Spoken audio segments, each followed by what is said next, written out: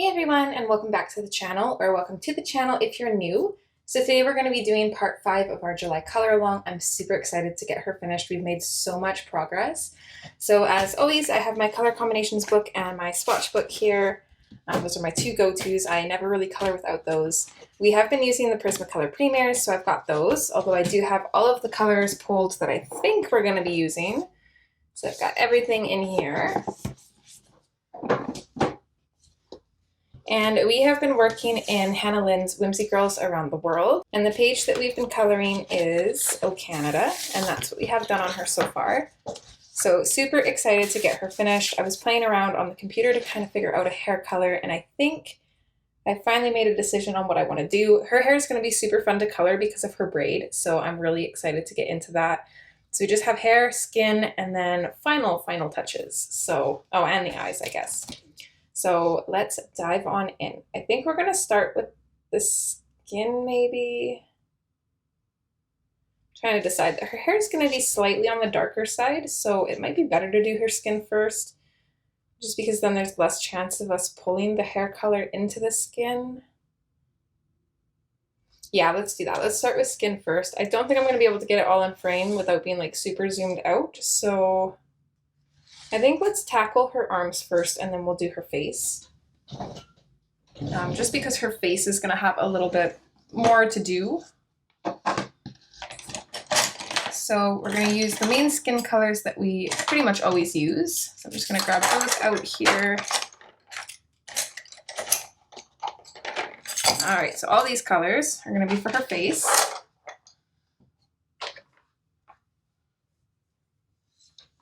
And I've got my swatches here. I'm going to move these onto the side. We're going to start with the Parma Violet. So I'm going to sharpen mine if it'll let me. It's getting pretty tiny. Oh, and it broke. Oh, please don't do that.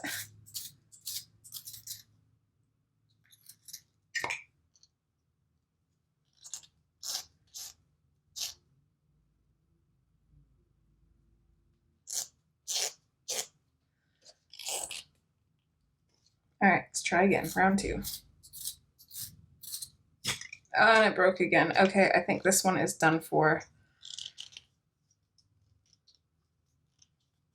Oh, I tightened it so much I can't get it untightened now. It's a terrible sound. Oh, look how tiny it is. Okay, yeah, he's a goner. Okay, that's okay. So this little guy is gonna go in the RIP box. I'm weird and keep all of my old pencils. All right, so in with our Parma Violet first. We're gonna figure out our shadows. So again, the light is coming in this direction. So our shadows are mostly gonna be focused on the left. Suppose I should grab a swatch for you guys. Here we go. So we're going to come kind of down her arm. Right now I'm just kind of blocking in a little bit of a heavier shadow. And then we'll fade out and all that fun stuff after. Underneath here is also going to be a little bit in shadow as well.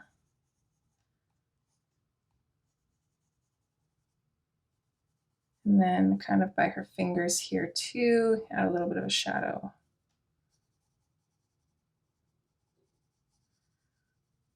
So now we can kind of start gradually fading out.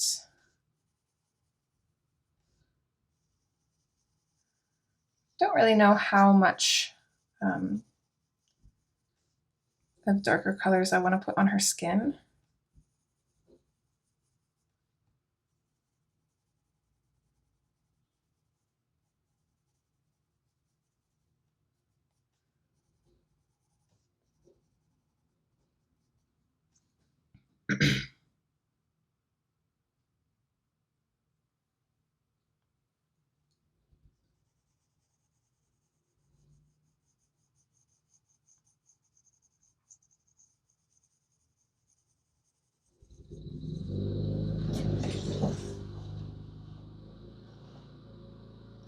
He would mow the lawn. He would. He knows I'm recording. I swear he does it on purpose.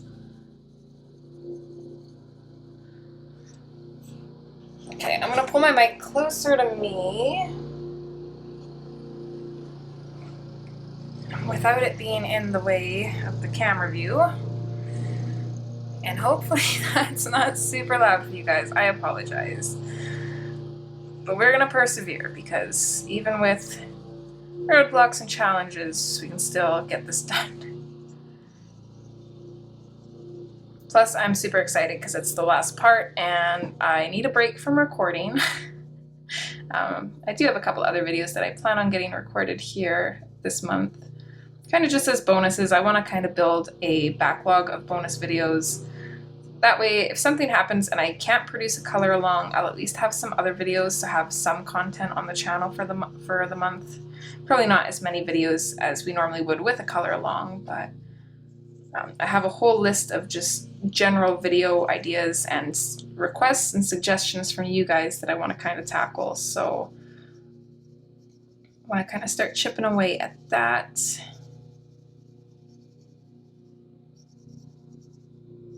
So also playing around with the idea of doing one color along a month plus one bonus video every month, but we'll kind of see if I can build up my repertoire enough where I can spare a couple videos. That would be awesome. So just gonna keep carrying along with these shadows. I might have to flip her upside down. This is kind of like an awkward angle, and I don't feel like I'm gonna be able to get the fade that I need to for this arm.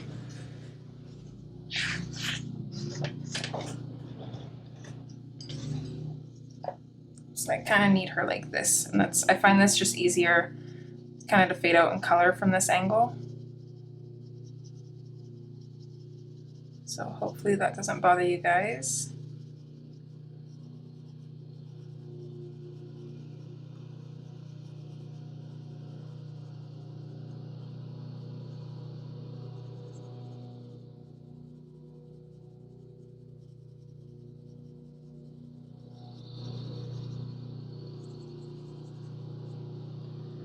Let's put a little bit of a shadow, I think, coming out from under the basket, just a really slight one.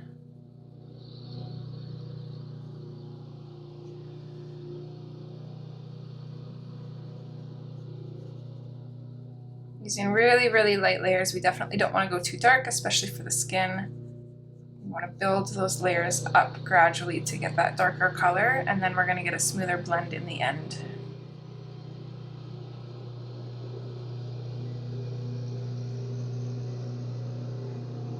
I take a sip of coffee while he passes the window again.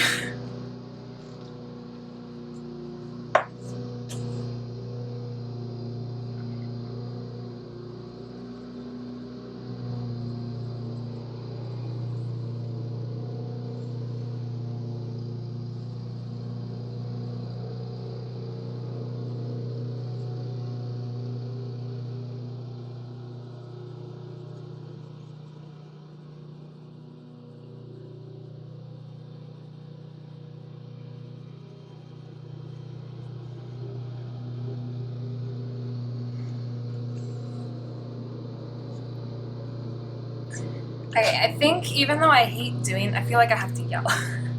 Even though I hate doing this with the skin, just to keep from having to constantly flip the book back and forth, because I don't want to do that to you guys, let's just finish this arm first. So we're going to come in with our nectar now, and we're going to go over the Parma Violet. Just lightly still.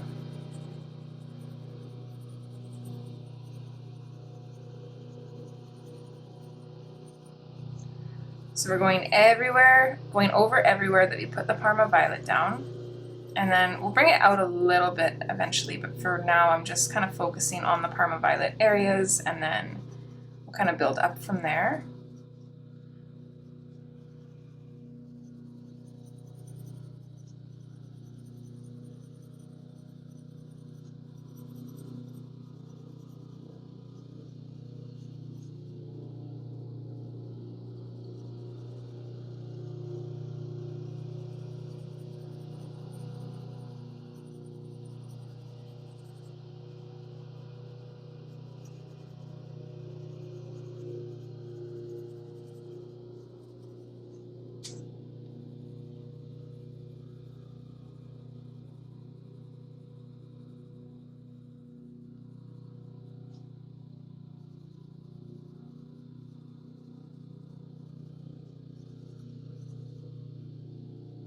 I think now that we're past that line, I think we should actually be okay to turn this back around.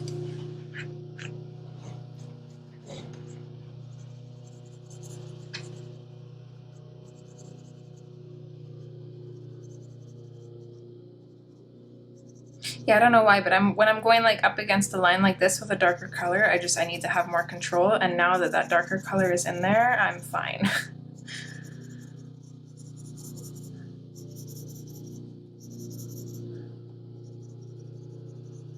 Just gonna keep building up these colors. I think I'm gonna go fairly dark in the shadows in her fingers, just because we don't really have a lot of room to do blends here, so I want those shadows to be very significant there. Just gonna help her fingers stand out, I think.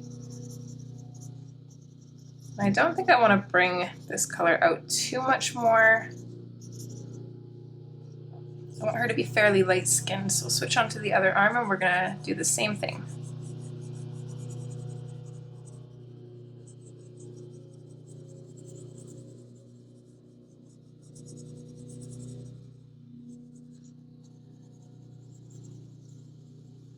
And we're always kind of doing little circles.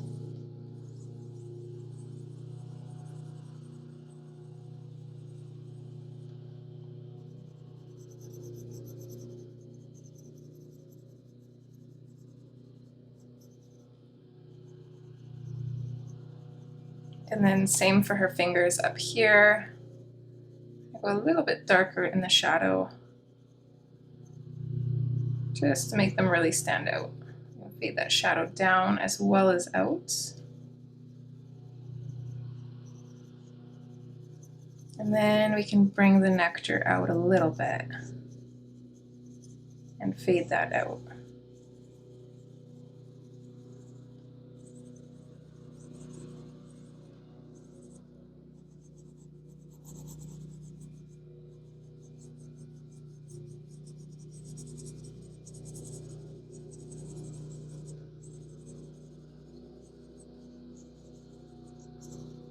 So we do have the option to add more of the nectar later on, but for now we're going to switch to the peach.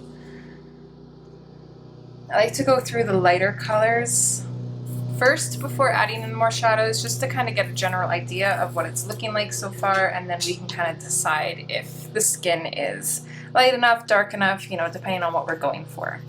So we're going to switch to the peach next. I'm not going to touch the shadows too much because we don't want to burnish them, otherwise we won't be able to add any more.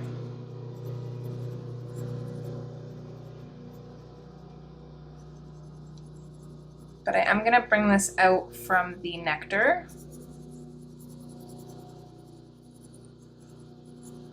And fade it off and leave some area for the light peach.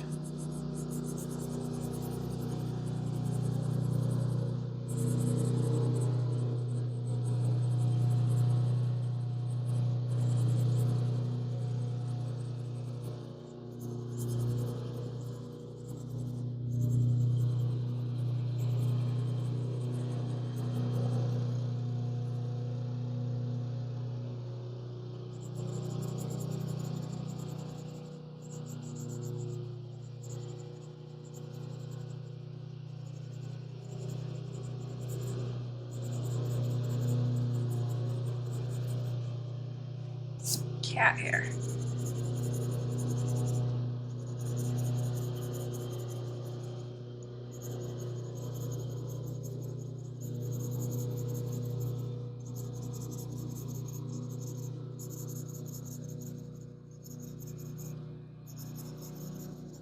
Alright, so now we have a good idea on what it's going to look like. I don't think I'm going to build the shadows up too much more.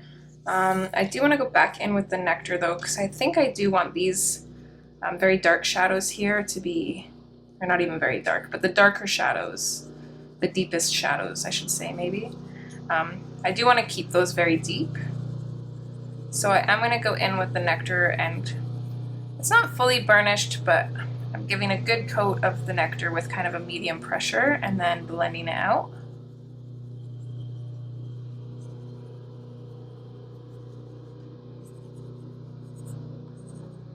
basically we're trying to keep our shadows a little bit darker. If we went over right now with one of the lighter colors, it'll lighten this shadow up. And I like the depth that it has right now, so I don't want that to happen. So I'm gonna kind of secure that by adding a little bit more of the nectar to kind of keep that darker look. We're still gonna go over to smooth it out with a lighter color, and it'll lighten it up slightly, but this way we can keep a little bit of the depth that we've gotten so far.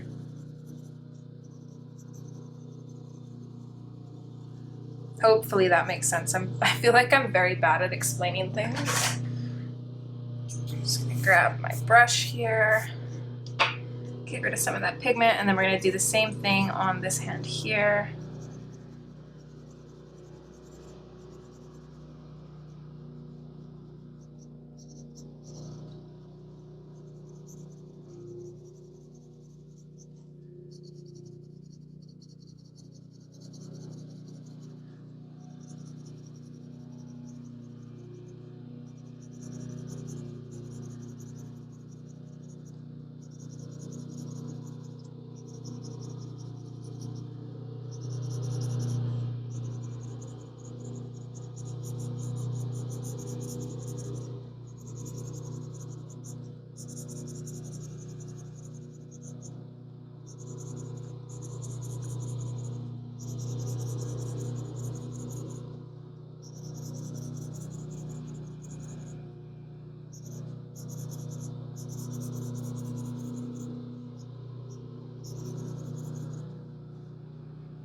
Okay, I think that looks good.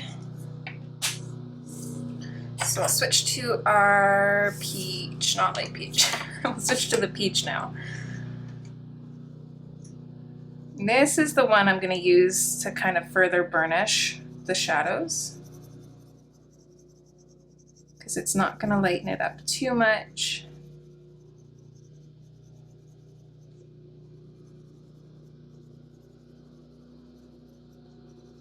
So we're just going to fade this out from everywhere that we're adding it. And that'll give us kind of more of a lighter tone for our light peach to mix into, which is going to give us that smoother look.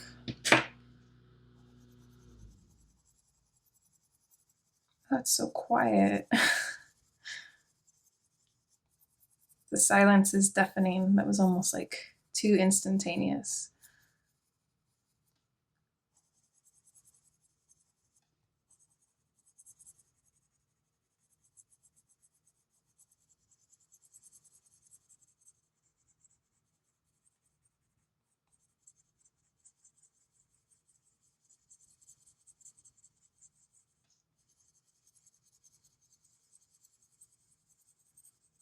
So we're just going to work on blending this out. We want to leave a fair bit of lighter skin because, again, we don't want her to look too dark.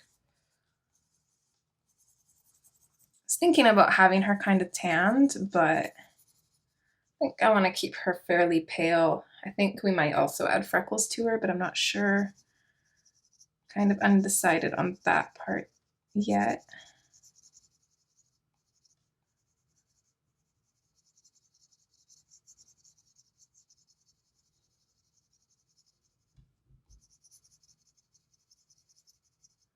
I think this bottom pinky here, I think we're just going to pretty much fully color that in with the peach, and then we'll fade this up starting at this knuckle or this finger.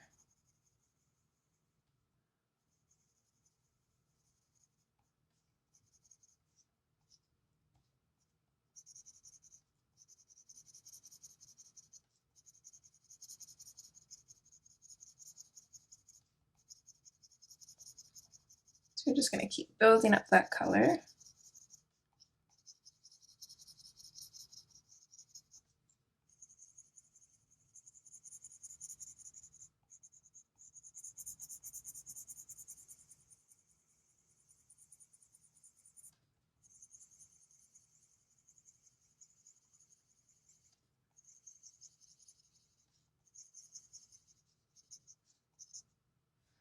Okay, I think that looks good. Let's go in with our light peach next. And I'm going to have to sharpen mine. This is another pencil that I might have to replace. Oh, and it's not tight enough in here.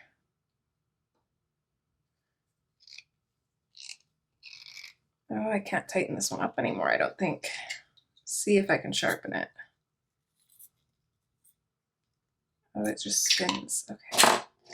Come on. I'm not done with you yet.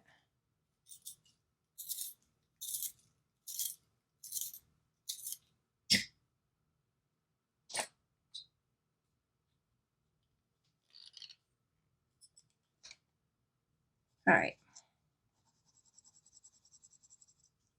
So I'm just going to go in with kind of a medium pressure here. Don't think we're even going to bother with the white. I think I want her to not be like super pale. So I think we'll use the light peach as our lightest color. So I'm just going to go over everything with this. The areas that we haven't colored yet, I'm going to start off with kind of like a medium pressure, and then I'm going to build up to a darker pressure just so we can get some pigment in there and then burnish it.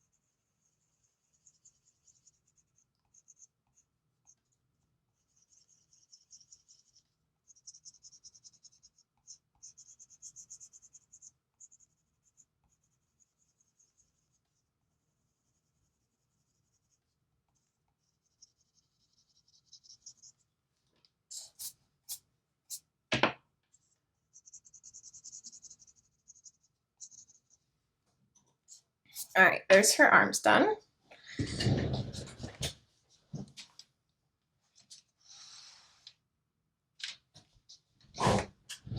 So then we'll move up to her face, and I'm always way more paranoid about their faces, so we're gonna go slow. But not too slow because we have a lot to color. So let's start with our Parma Violet. So we're gonna come in and kind of block out our shadows.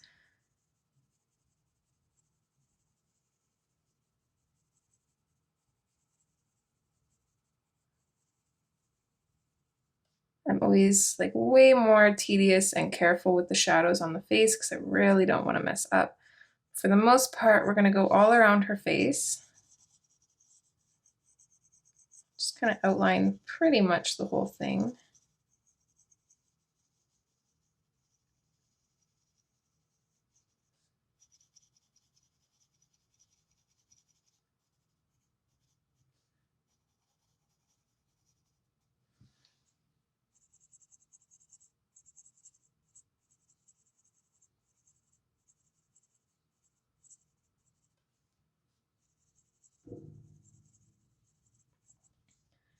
I'm fading out the Parma Violet as I go. We're going to shadow underneath her eyebrows and then kind of right on top of the creases of her eyelid.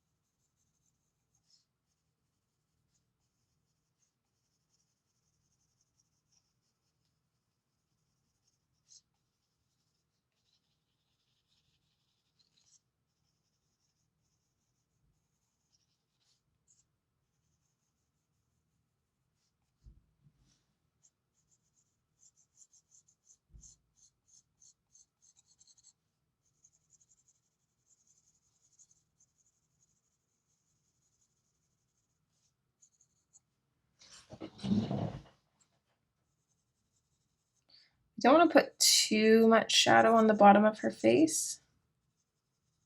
It's going to be a little bit lighter since it doesn't have the hair framing it. We'll put a shadow to the left and at the bottom of her lip. And then we'll kind of start blocking out her nose here. So she's kind of looking straight on, or her face anyways is kind of straight on. So I'm gonna make a little bit of a Cupid's bow here. I'm gonna bring her nose up like this. I want her to have a fairly small nose. So for the noses, I just kind of extend this line that Hannah already has drawn, create a little bit of a nose part. If you're uncertain, you can always use a pencil first and just very, very lightly go on the page. You can kind of figure out what kind of nose you want. You can make them look a little pointier, a little bigger. And then technically our noses go all the way up to our eyebrow bones. But I find that on Hannah's girls, it just kind of looks funny and I don't know why. So I usually try and line it up with the crease of her eye because I feel like that looks better to me. I don't know why. Maybe that's just my style. That's just how I like that. So you could do it however you want. So I've got the nose here and then I'm just going to lightly shadow around it. Make sure to give it a nice fade.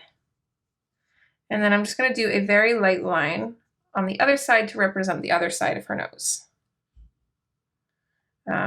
So we could, since she's looking straight on, let's kind of do both sides of her nose maybe. This side will be lighter though, so we're not going to add any more shadow to that side. So now we can come in and just build our shadows up around the edges.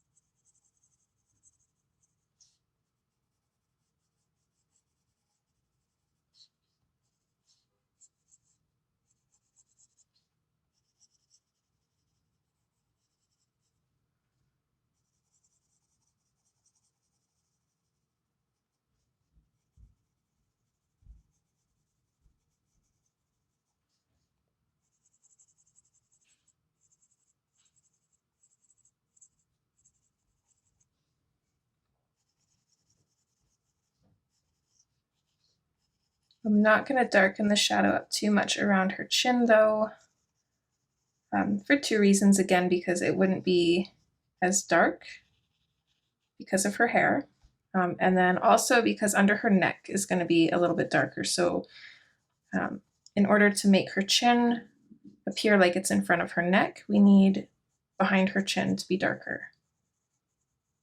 So we kind of can't have them the same hue, otherwise they'll just kind of blend in. So we'll start on that now. I'm just going to kind of outline her chin. And then following that line, I'm going to drop it down a ways. So we're going to bring the shadow about here.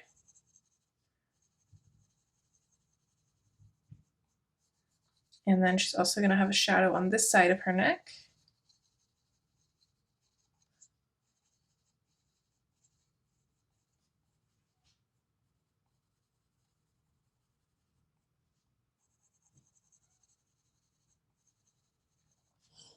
Just going to work on building up the layers around under her neck because we want this to be fairly dark, but it's still going to be skin tone. So we definitely don't want to burnish it. And then we can use our nectar to kind of neutralize that. And then back here, I think would be fairly shadowed as well. And then I'm trying to decide, her braid kind of comes around her shoulder. So maybe let's extend this shadow down just a little bit on this side, but not all the way. Maybe like that, because maybe this part of her neck wouldn't be as much in shadow. I think that looks okay. So I'm just going to come back up here and I'm going to soften some of these blends, or fades, I guess. You want to try and make it so the Parma Violet transitions to the white of the paper fairly smooth. If it looks very sudden or harsh, you might want to just add a little tiny bit more color. You don't want to end up bringing the color out too much though, and the pencils will kind of blend it out a little bit for you too, so you don't have to worry too much about it. Let's darken up the shadow around her nose too, not going all the way up, but just kind of around the main part of it. And we'll fade it up going up this way.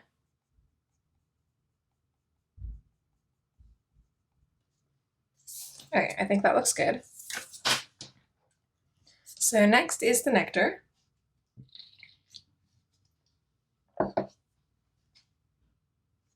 Let's start up here. So we're just going to go in and neutralize the Parma Violet.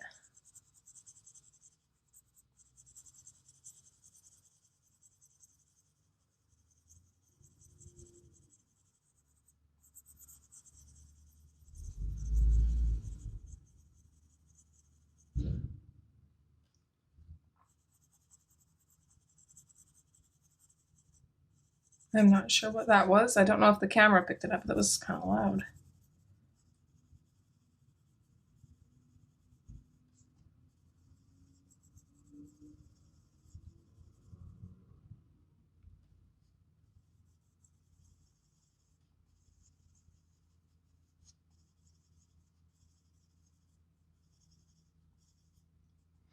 It'd be nice if the sun would just stay out. It's a little cloudy.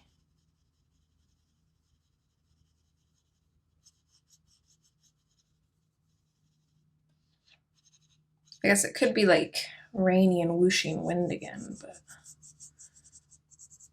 I probably shouldn't complain.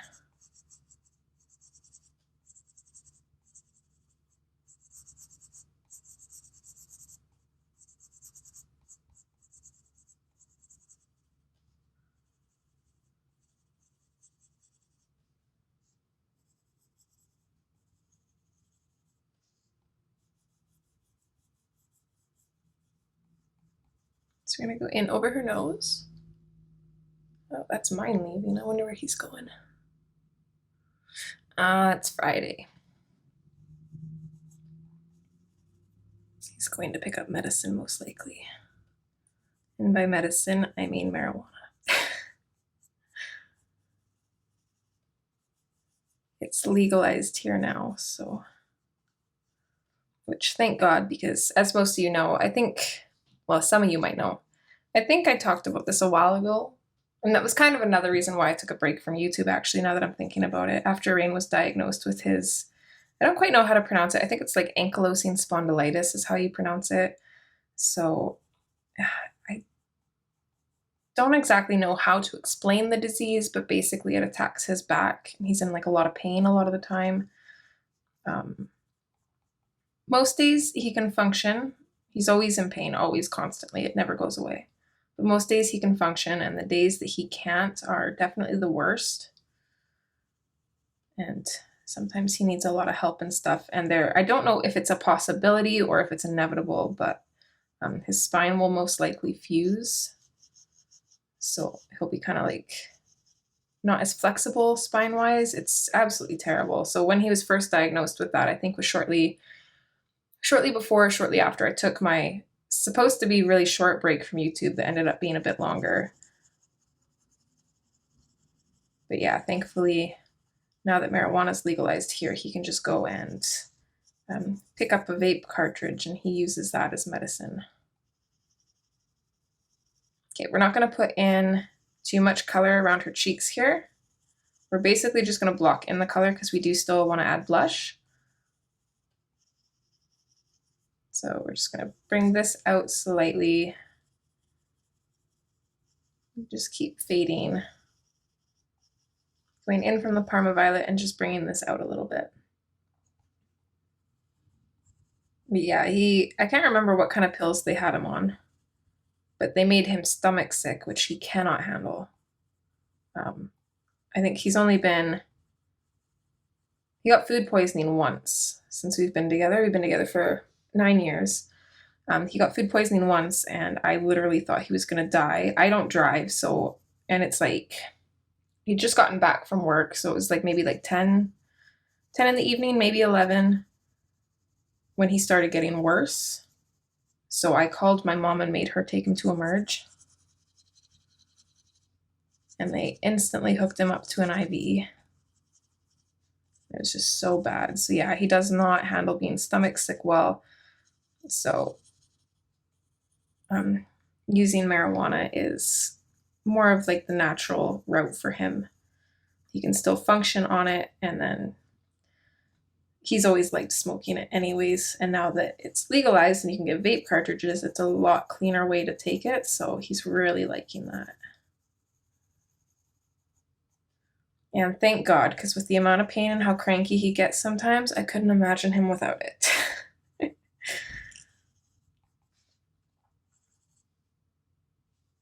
Alright, I think this is looking pretty good so far.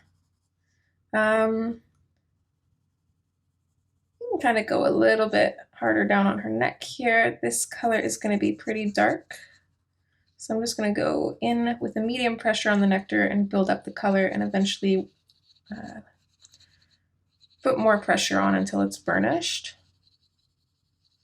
And then we're going to blend this out.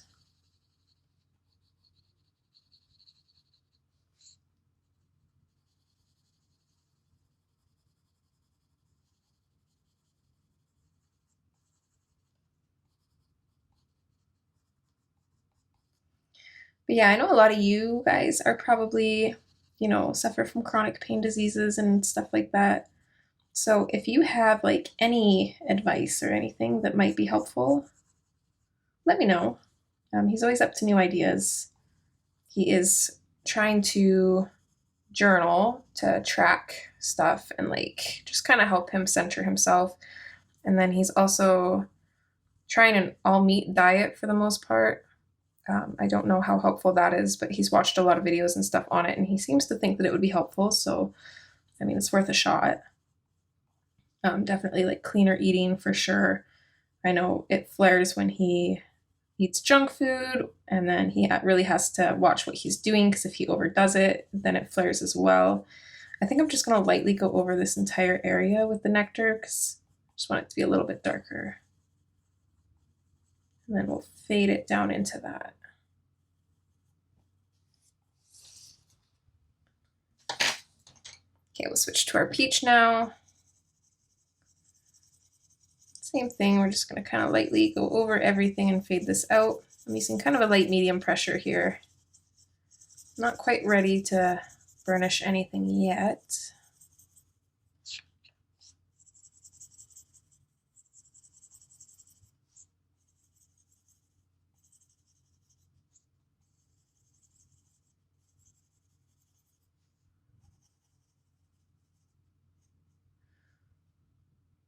I think actually let's grab the Parma Violet here, and I'm going to add a little bit kind of to this part of her eyes as well, I think. And then in with the nectar. I feel like those should be like a little bit in shadow too. Maybe not, but either way it looks okay, so we'll go with it.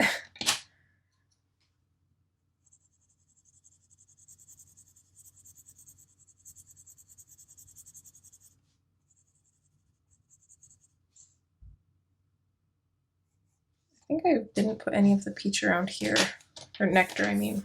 Goodness, getting these colors all mixed up. Maybe I did, because this doesn't really look like it's doing a whole lot extra, but oh well. Let's shade kind of the inside of her nose here too. Kind of bringing this around the bottom and the left, fade it up. Put a little bit of nectar on this side.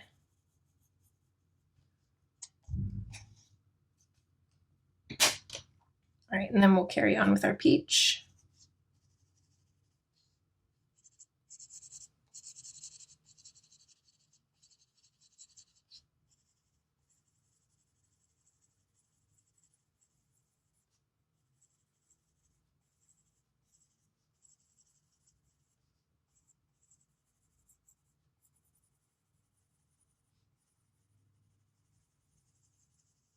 So I think for the most part here, I'm mostly just basing, because I got to figure out where these highlights are going to be.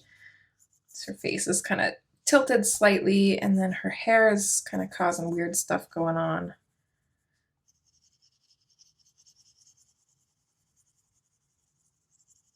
And I don't really want to finalize anything until we start getting that blush in here, so.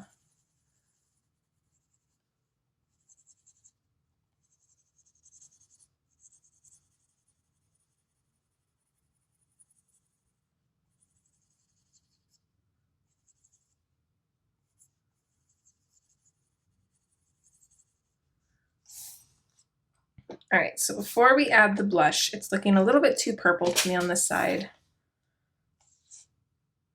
So coming back in with the nectar, I'm just gonna add a bit more of this, just to some of those like more purpley areas.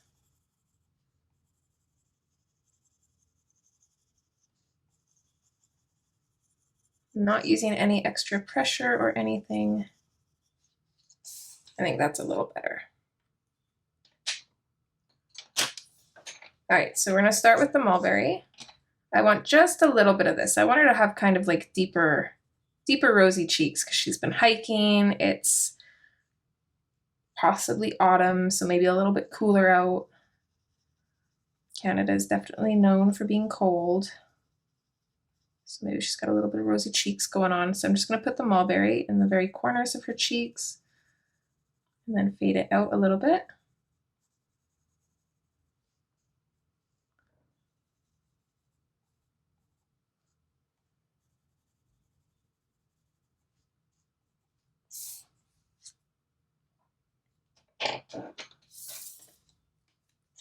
Then we'll come in with our processed red. We're not burnishing at all, we're just adding these colors over top.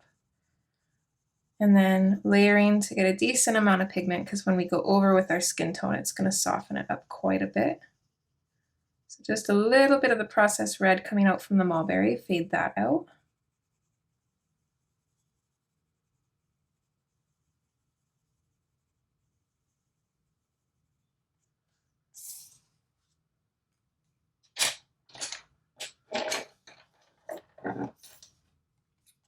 And then the hot pink. And I generally like to bring the blush out, I think usually like around the center of their eye, if not the end of their eye. So for this one, we'll bring it out to the ends because we're going to have a little bit more blush. If I want just like a tiny little bit of blush, I'll usually go to the center. And then we just want to kind of create like a circle of it. Not a perfect circle or anything, but just like a general shape of a circle almost, and fade it out. And then we'll do the same thing on this side here.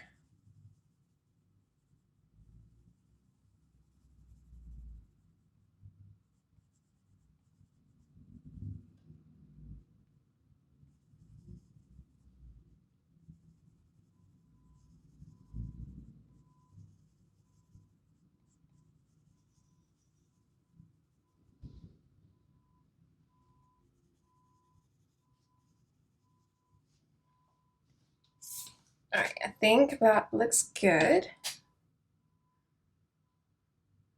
I'm happy with the shadows. I don't want to darken those up anymore with the Parma Violet, so we're just going to go straight on in with the nectar.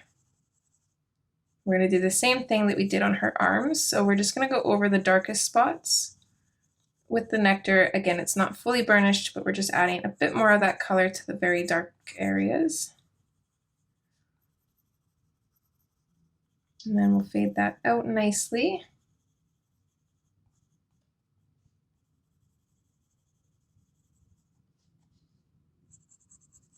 Curious on what we're at for time here. This might be a 2-hour part. I imagine it's going to take a while for her hair.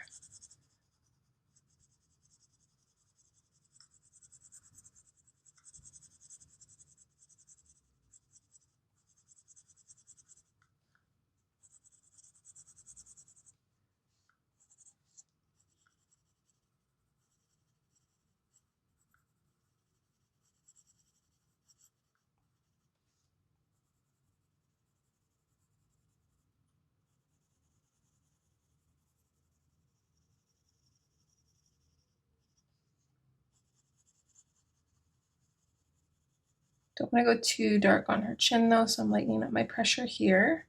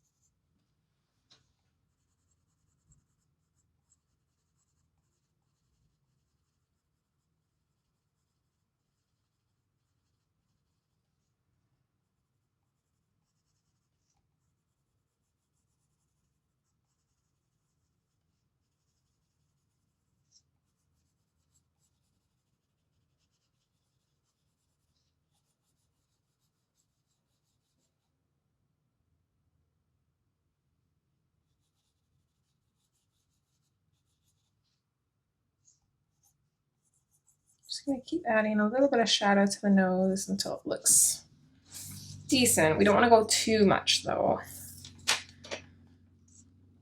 Okay, and then we'll go in with our light peach. And again, this is the one that we can kind of start to use to burnish.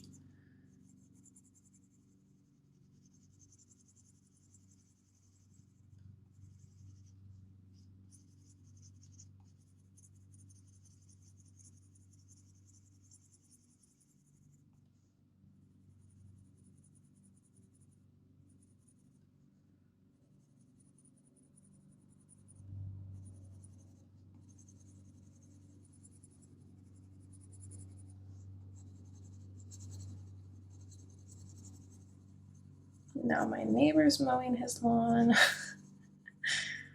It's supposed to rain this weekend, so everybody is gung-ho about getting their lawns done. Just gonna lightly fade this off kind of over here so it's darker underneath her chin, and then kind of on off to the side here. And then it'll lighten up as it gets to kind of like this area here.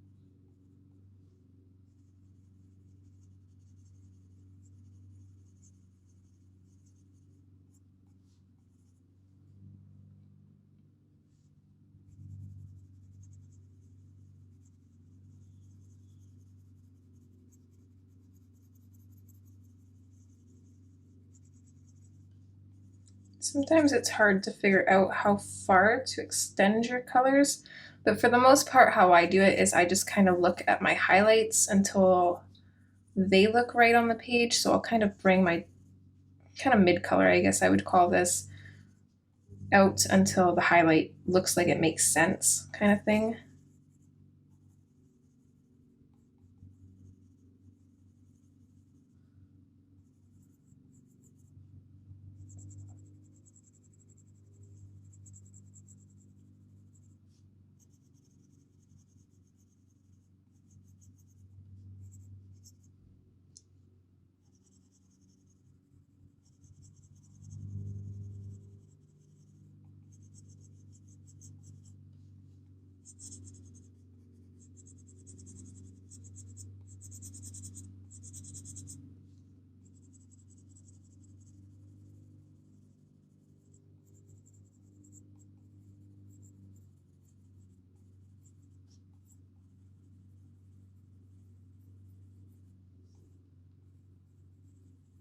Just kind of hopping all over the place, making sure that these fades with this color are good.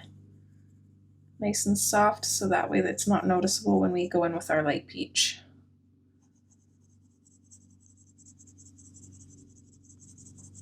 The light peach has a fairly soft core, so it's usually pretty good at blending.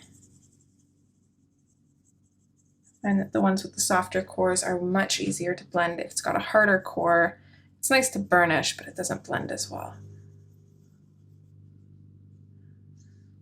I wanted to create a little bit of a shadow with the peach above her eyebrow here, and then kind of fade off from that. That way it kind of creates a little bit more of a circle rather than like this weird like half circle thing that's going on.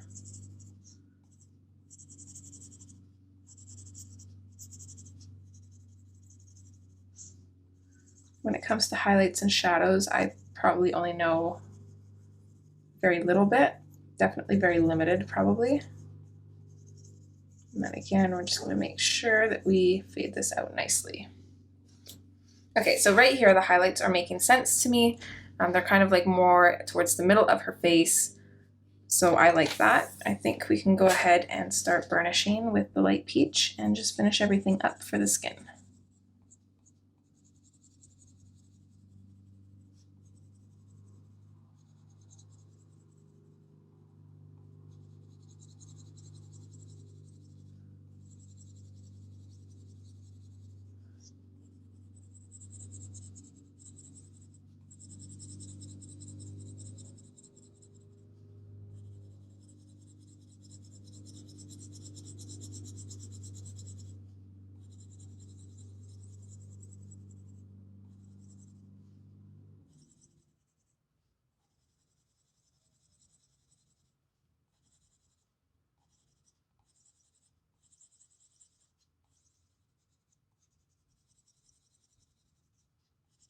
Such like a wide open area, it's kind of hard to make it look smooth.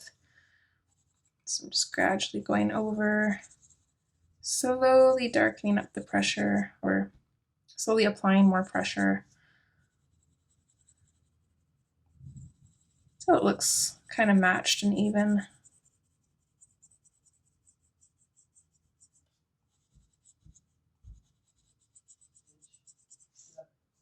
Okay, I like to kind of just create a line coming down towards their eyes, and then I just gently kind of fade that line towards the eye white.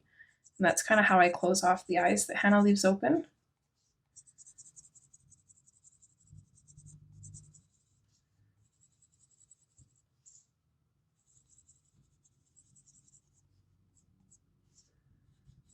You could close them off yourself, but I find for me, it always kind of looks funny when I do that. I just don't really end up liking it, so.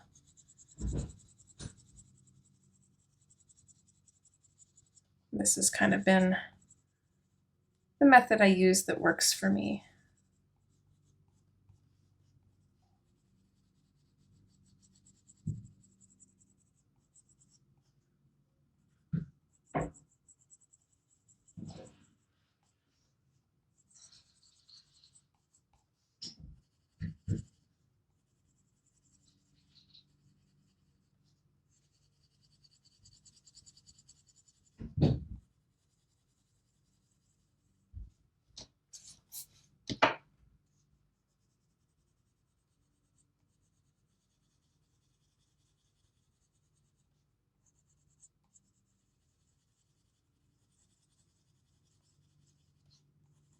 I think this might be the very last face that this light peach works on.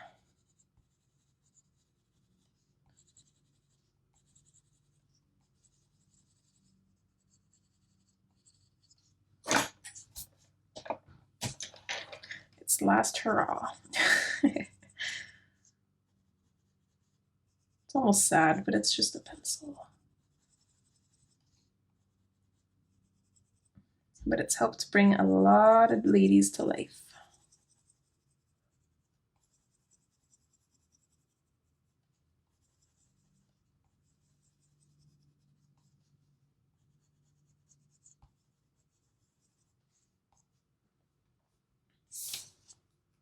All right, her skin is done. Let's see how small this guy is.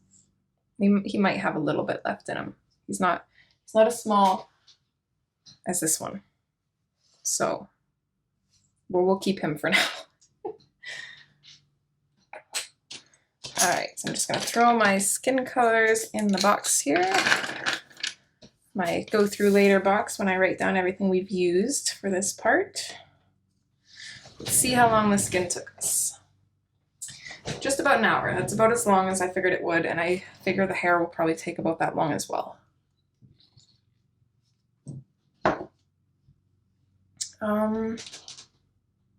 Should we do her eyes before her hair, or should we do her hair first?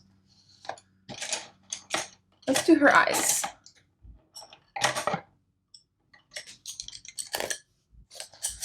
I think I only had 4 colors for her eyes, right? Yeah.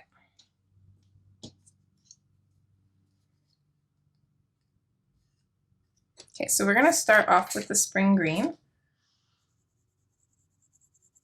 And then we're just gonna lightly color all of this in. If you don't have a black marker, I would create kind of a line filling up this circle. But I'm gonna go over with a black Posca, so I'm not too worried about it.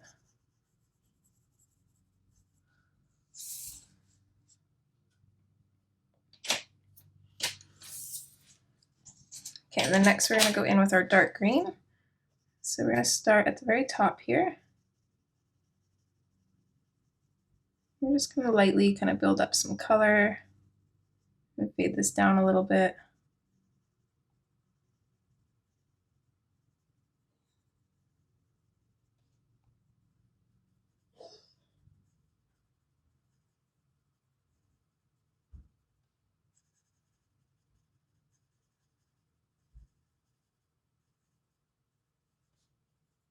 Kind of keeping like a circle effect, so it's kind of short up here and it comes down a little farther on the sides.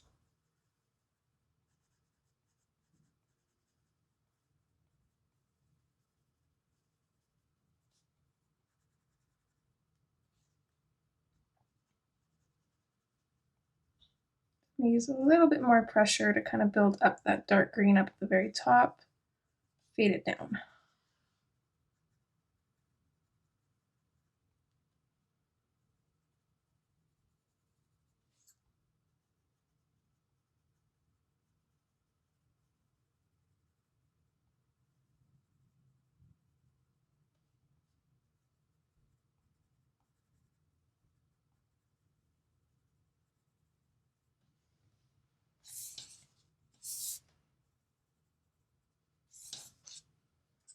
All right, grass green is next.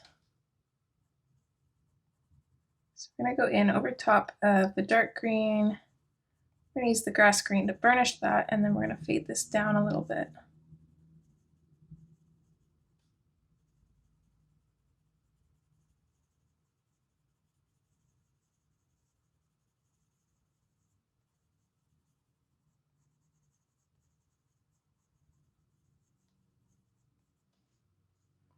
Okay, same on this eye.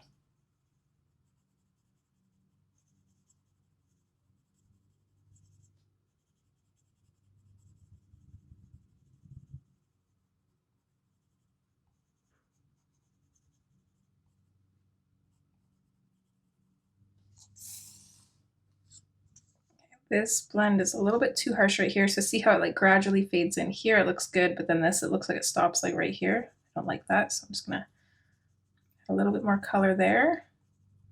Blend it out a little nicer. That looks better. Okay, then I'm gonna go in with my spring green, and I don't want her eyes to be super, super bright, so I'm just gonna lightly put in the spring green here. Not burnishing anything, just using kind of a medium pressure just to block that green in. And then we're gonna burnish everything with the gray-green light.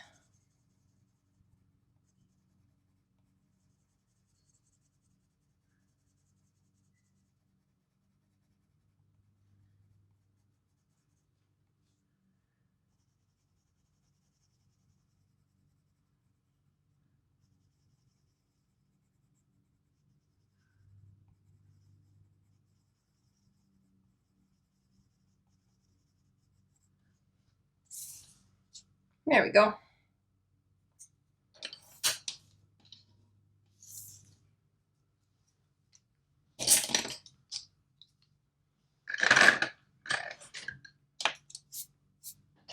Okay, so then we're gonna take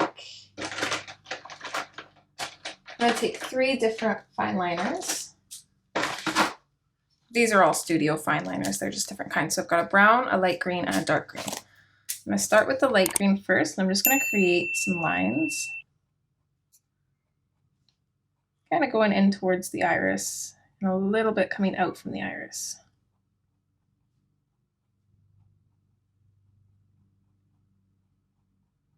Can't really see these ones, but they are there.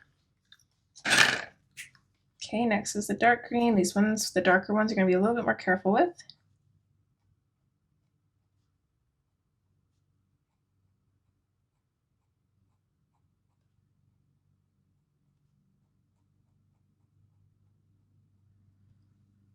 I'm going to make some longer, some shorter. You want them to be different, but kind of all going towards the middle of the eye is the idea.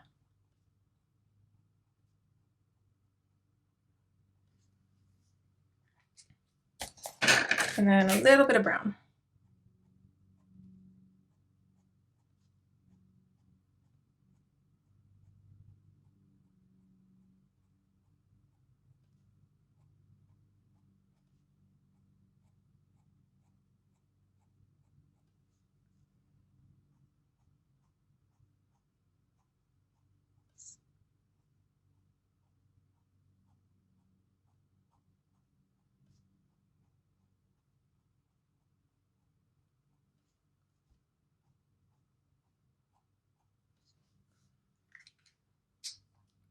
And then to kind of help with that, we're going to grab the dark umber.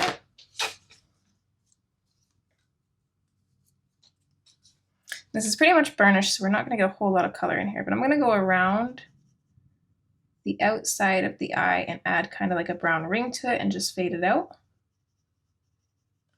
I'm going to do the same at the center of the eye.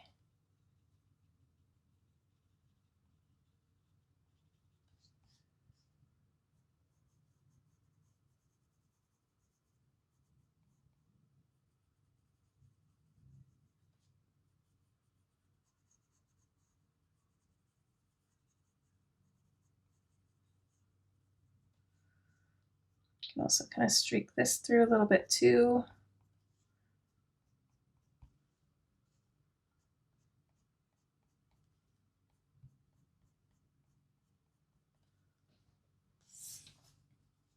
And there we go. There's her eyes done. So this is kind of like my take on a little bit more of the realistic eyes. It looks kind of funny right now because this is not colored in, but it will look better. Here, just so we can get a general idea, I'm going to take my black. I'm just going to color that in.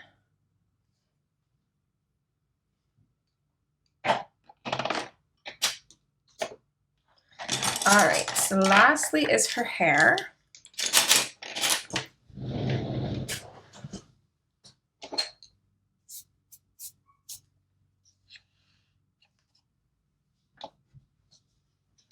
So we're going to start at the very top.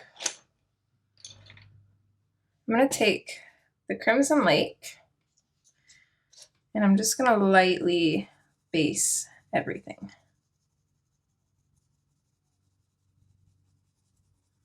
Including the hair that's off screen. So just go ahead and give everything a very light base with this color.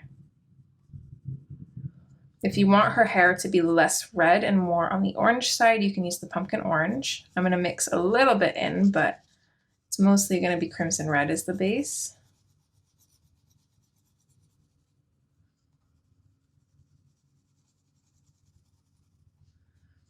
I'm going to try to make it as smooth as I can, but it doesn't have to be perfect because we're just going to be layering over top of it anyways.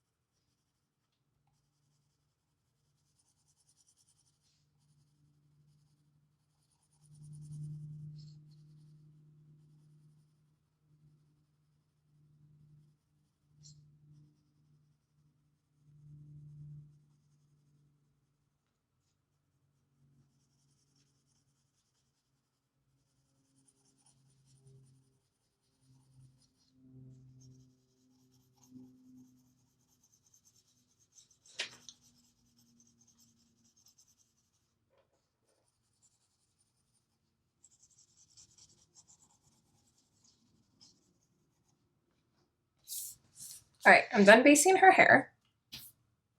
So it's probably all we're gonna use of the Crimson Lake. I'm kind of winging this this hair color here, so we'll kind of see how it turns out. So I think next we're gonna come in with the dark umber. So I'm gonna put this up here and I'm gonna see what we can kind of see in the frame.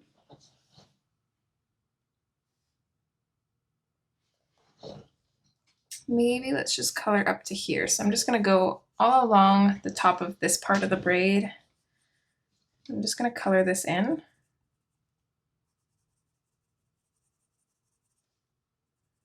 And then fade it out. So that way I know that this will be kind of our stopping point. All right, and then starting on this side. So these little wisps of hair are in front. So I'm gonna go follow all the way down them. These ones back here, I'm just gonna like lightly color in. They're gonna be pretty dark. So then we can start fading out.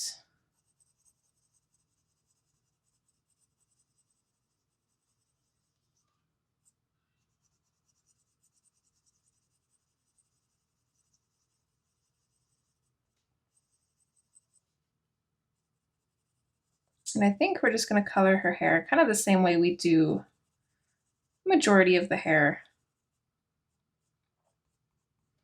So shadow on both ends, fading into lighter colors in the center.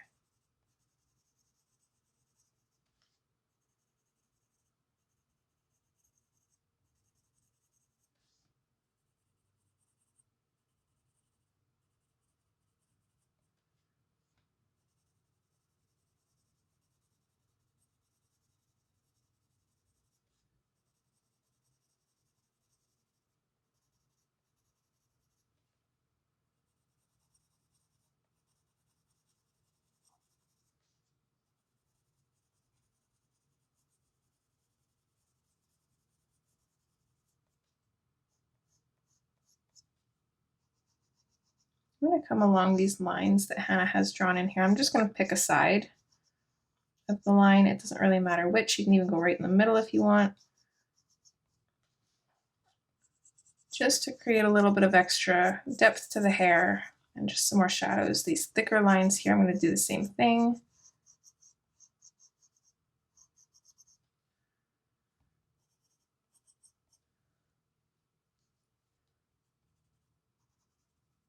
So as always, we'll kind of do her hair in sections. So I'm going to do this part as one section, and then we'll do this part as another section, this part as another section, and then finish the braid.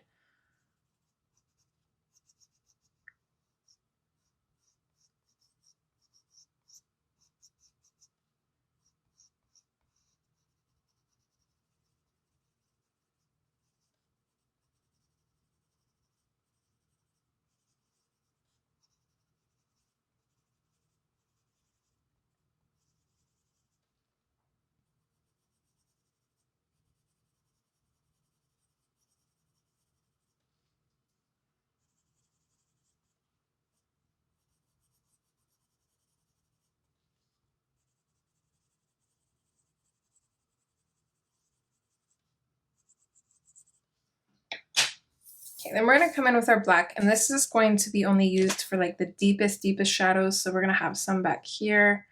We'll put black on kind of either side of these. There's not much room, but we can put a little bit. Kind of coming out from here. So I'm just going to put a black border around this section of hair here. Maybe a little bit in some of these areas up here, just at the very, very ends.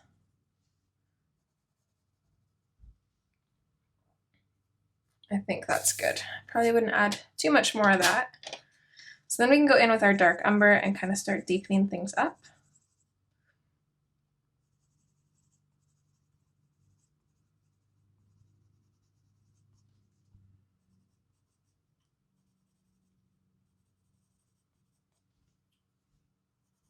So just anywhere that doesn't look dark enough, at the very tip, you can kind of darken it a little bit more.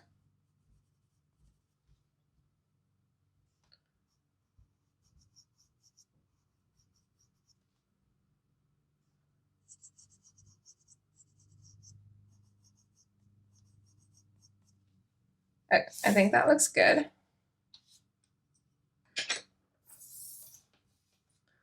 So now we're going to come in with the sepia just a little bit. I'm just going to kind of lightly bring out the dark umber with the sepia.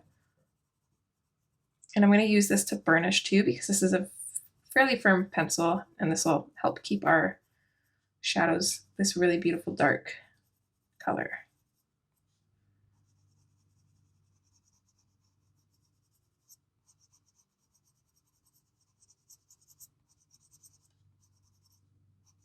It's about to say dark umber color, but it's a little repetitive, isn't it?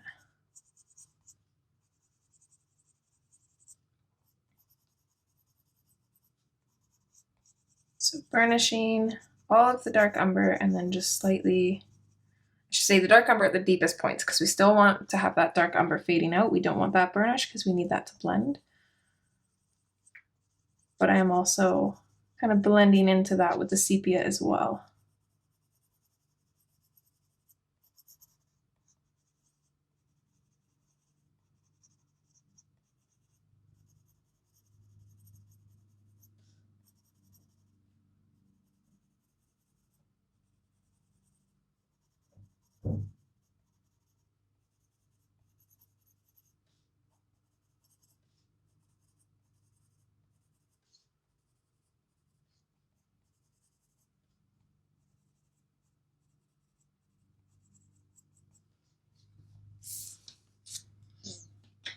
Okay, chestnut is our next color.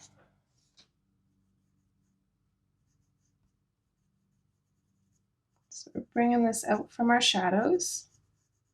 Try and leave as much highlight as you can. We only have 2 more colors, but I think one is just going to be kind of like a finishing color. So we only really need to fit 1 more color into these strands. So just keep that in mind as you're coloring them.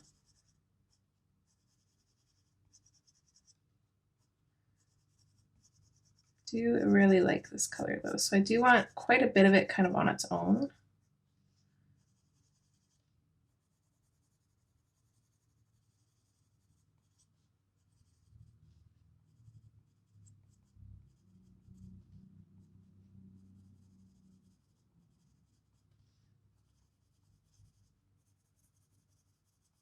Sometimes leaving highlights is easier said than done.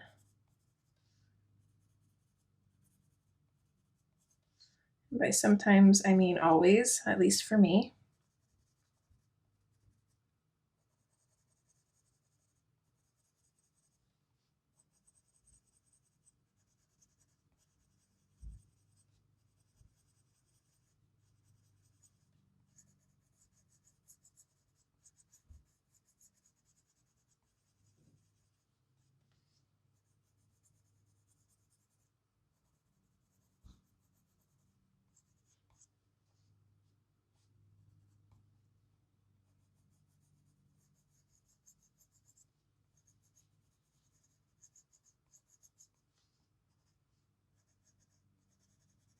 We'll probably use a blender pencil to finish the hair off completely, so as long as we get enough pigment in there, it should be okay.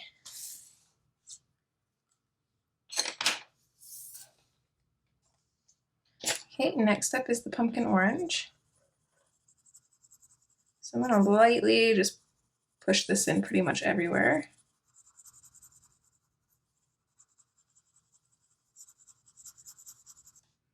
Going over those highlights with quite a few layers to really get that pigment in there.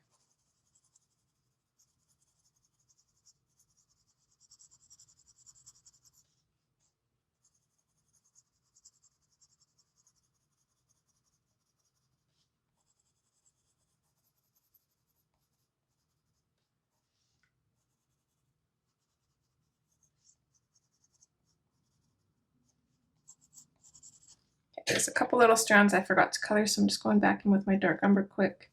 Pretty much just really darkening them up because they're really tiny little strands. I'm gonna add a little bit more of the pumpkin orange, I think.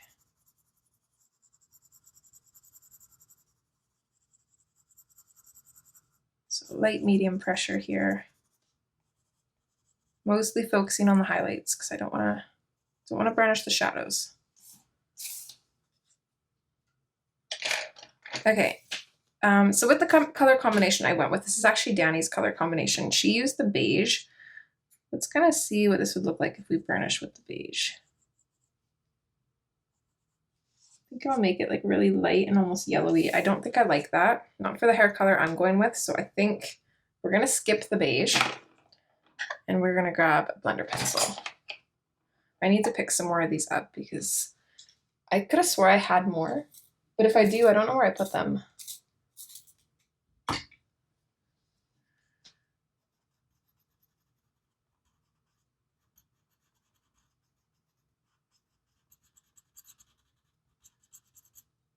Okay, I'm gonna start just on one side and work my way to the other. Just no rhyme or reason. If you want it lighter, start in your shadows and work your way towards your, or sorry, if you want it lighter, start in your highlights, work your way towards the shadows. If you want it darker, start in your shadows and work your way towards your highlights.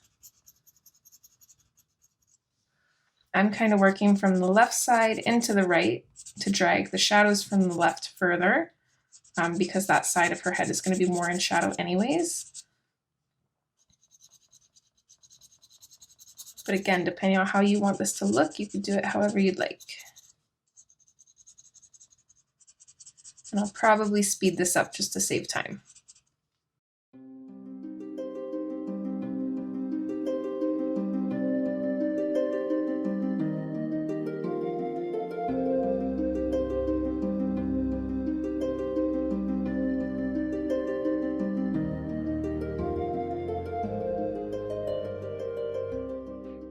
All right, there we go. Oh, that looks so pretty. I love this. I think this is like almost the exact color that I was wanting to go with.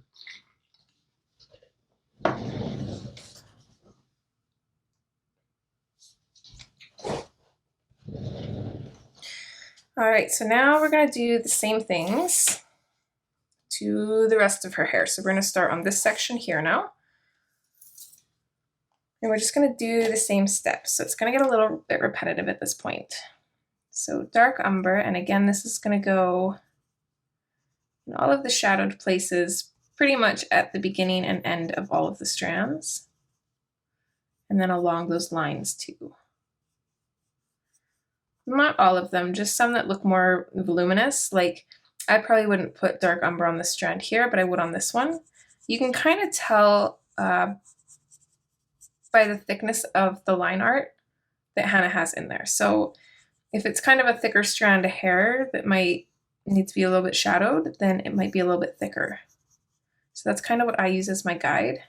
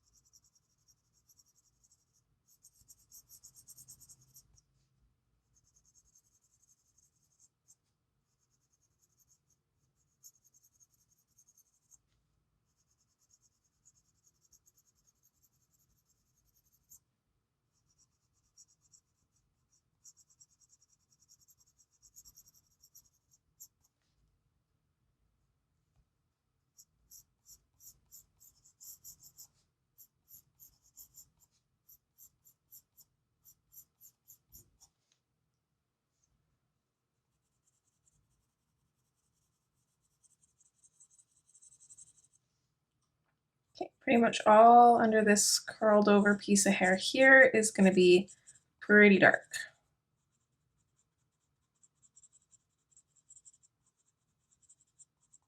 So I'm going to add a bit more of the dark umber just because we are going to add black in on this one here.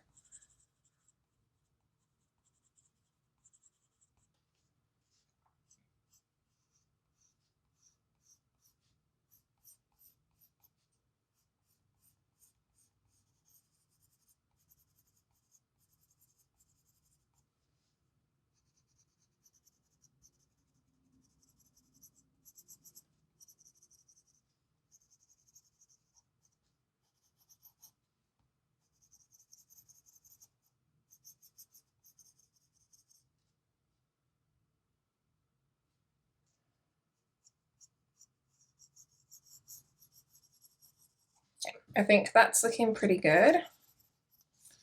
So we can always touch that up after, but we're gonna go in with our black now. I'm gonna add a little bit of black on this one here, a little bit back in this area, underneath here, just the top part.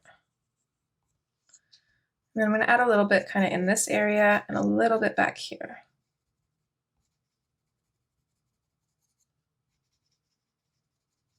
And again, just adding enough to make it a little bit darker, make it noticeably darker. Okay, with that, we can come back in. We're going to darken up any of these dark umber bits that don't look dark enough, or maybe any that we might have missed. Make sure that they kind of fade out a little bit nice. And since we're using a blender pencil, the fading part doesn't matter as much, just as long as you have a decent amount of pigment down.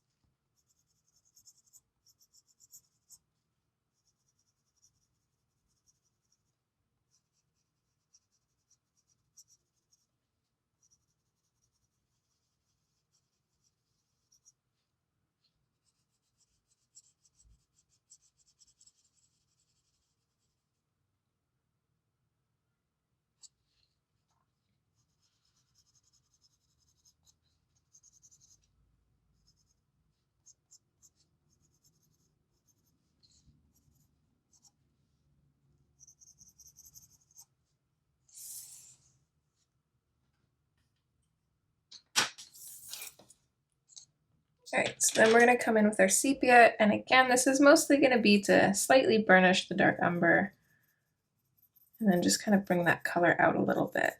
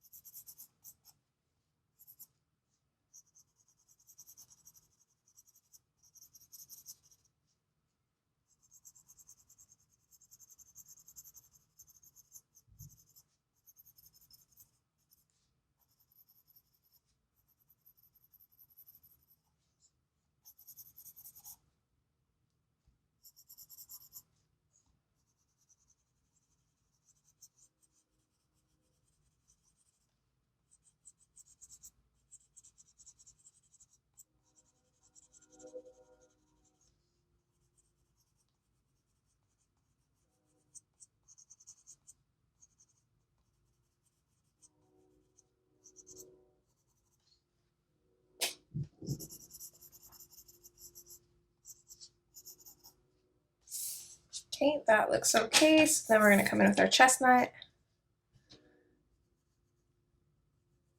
Again, this one's going to go over pretty much everything, and we're going to bring this one out on its own a little bit because that's what's going to give us that beautiful red-brown look.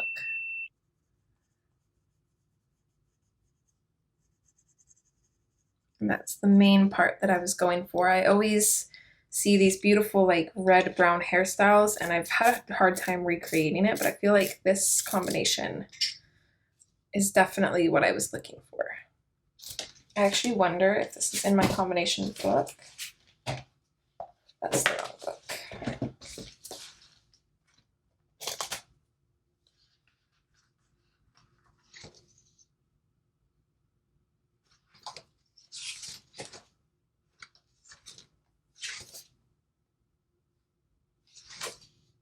It isn't, so I will definitely be adding it.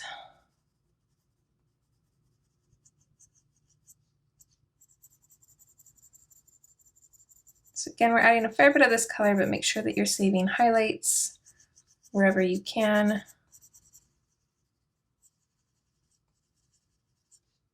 And we don't need to burnish. You can just layer and layer that color in there to get a good amount of it.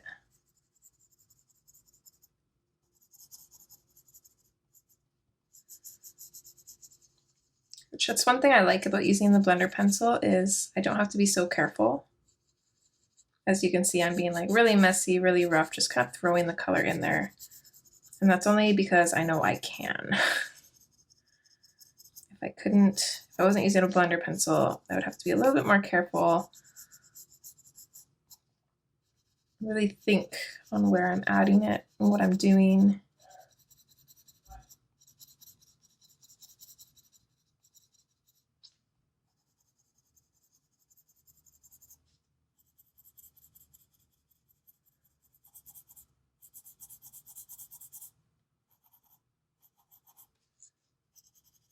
Thankfully, the Chestnut is a little bit of a softer pencil, so it doesn't really take much to get a good amount of color down.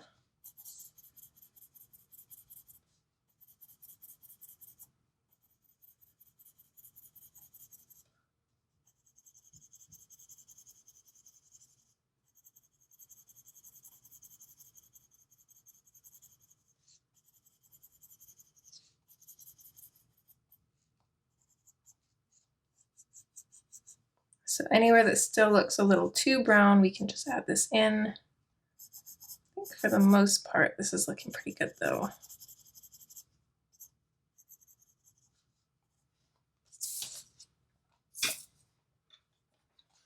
All right, now we're gonna come in with our pumpkin orange.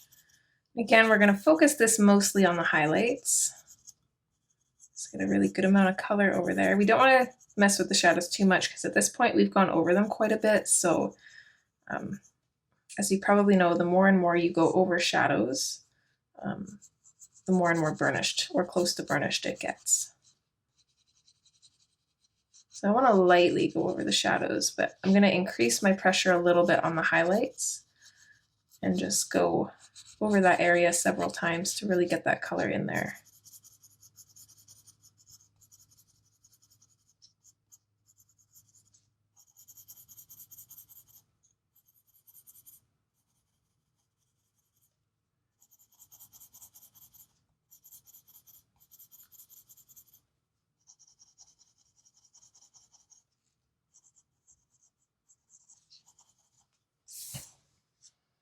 All right, I think that looks good. So we'll grab our blender pencil and go to work with this. I'm going to speed this up again.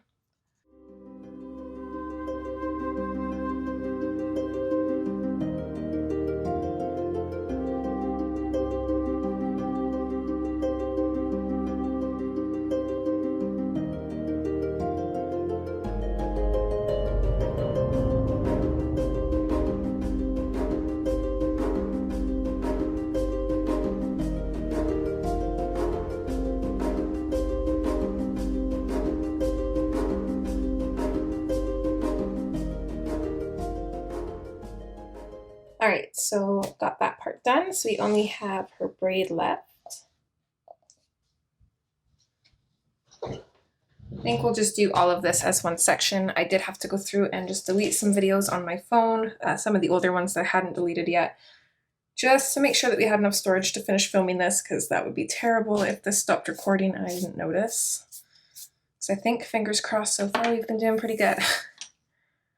All right.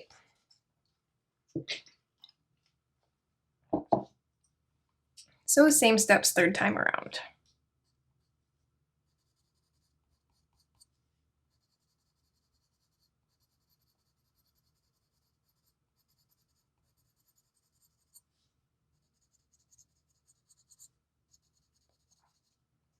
So a lot of these strands are going to be quite a bit smaller. I'm actually going to sharpen my pencil because of that.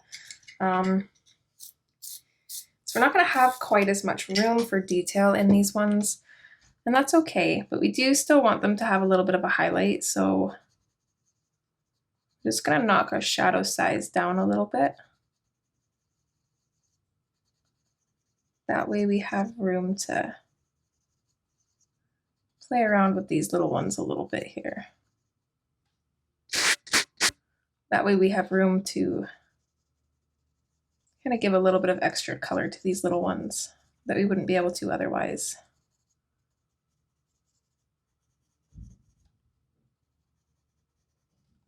I'm going to go all around her cheek here. So that's going to be shadowed a little bit.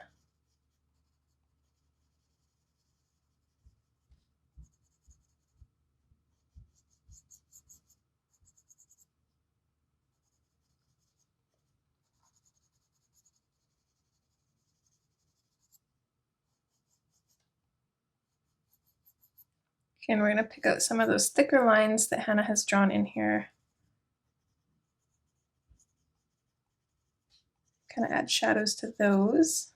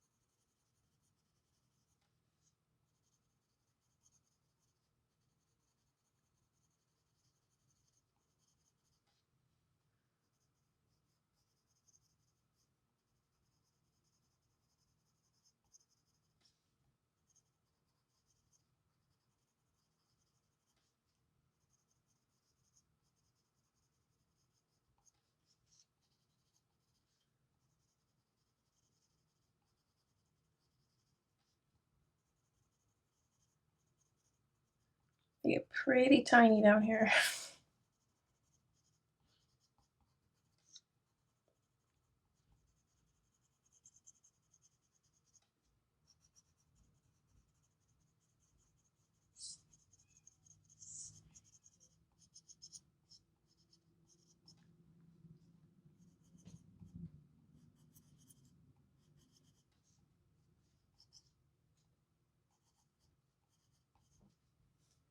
Alright, so we're going to switch to our black now. So everything that kind of tucks in under here is going to be a bit darker. Kind of outline everything under her chin, that's going to be a bit darker. This we can make a bit darker. Let's do this little section here and here a little bit. And then for the most part, we're just going to focus on the braids. So it's kind of hard to tell which ones are in front and which ones are behind, but on the ones that you can tell, like this one right here along this line is in behind. This one is kind of in behind. This one, it's just a couple of them that you can really tell. You can pretty much just like go like this. And that'll give us kind of that darker look of the hair kind of curling inwards. So that is it for the black. We'll go back in with our dark umber, and again, we're just going to make sure that these fades look good. We've got enough pigment in there. And we're going to darken up the very edges, anywhere that doesn't look dark enough. But really, really focusing on getting that pigment laid down on the paper.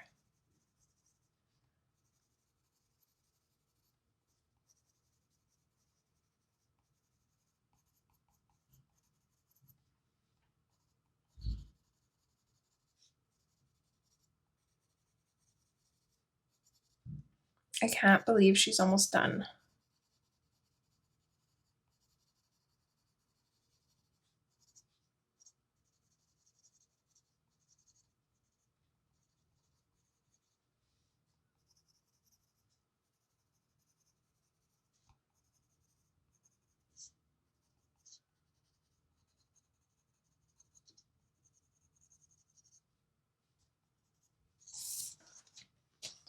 All right, that's it for the dark umber. So let's move on to the sepia.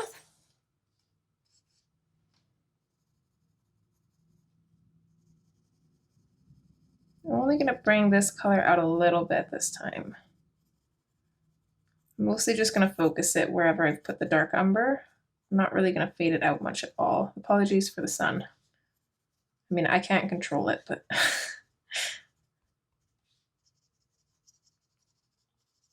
it's hiding. I don't even notice when it comes back out, but I definitely notice when it disappears.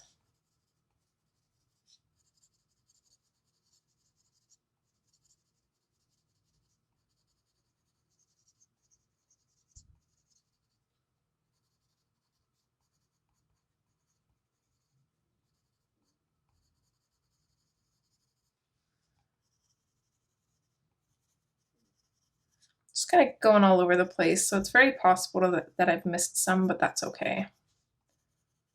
Just kind of add to that unique look. Some will look different than others. It's probably not even too noticeable, but I'm not too worried about it.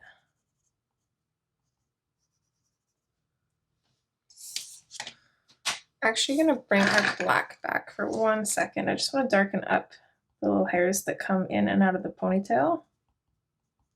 There we go. All right, so that's it for our sepia. We already did dark umber. All right, so chestnut is next. Same as last time, try and keep highlights where you can, especially in the braids.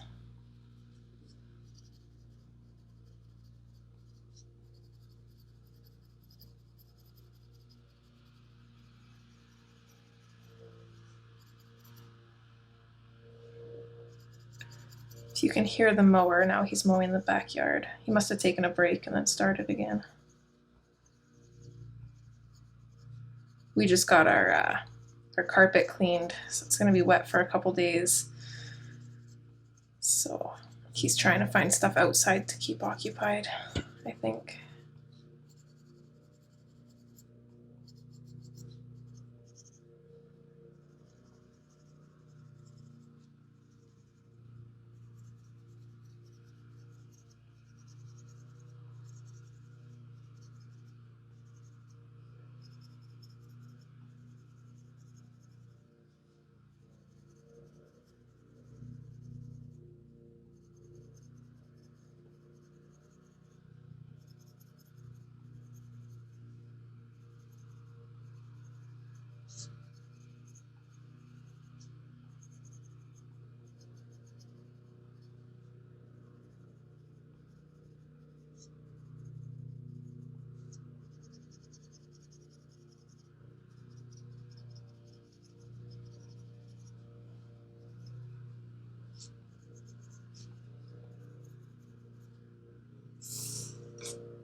All right, I think that's good there, and then let's come in with our pumpkin orange.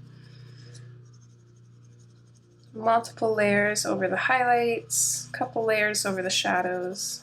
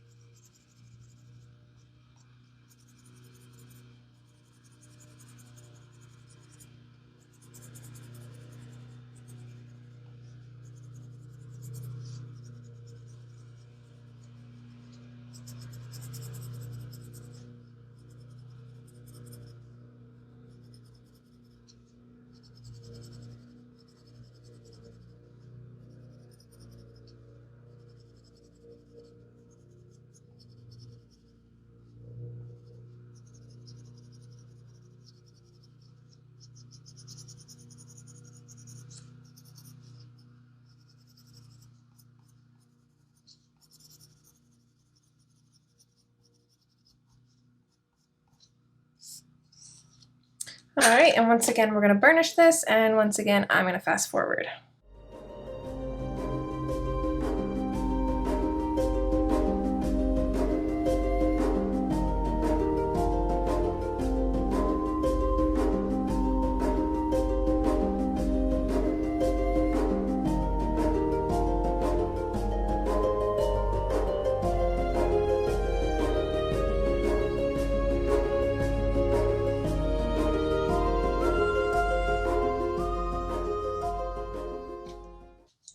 All right, so now that her hair is done, let's finish up her eyes here. So we're gonna go in with a 30% cool gray. We want a really nice point on this. We're just gonna add a little bit of shading to her eyes to kind of help make them look a little bit more realistic. I usually just leave them white, but I've been starting to do this and I really like the look of it. So I'm just gonna go in at the very top with the 30% cool gray and at the very bottom. Just lightly.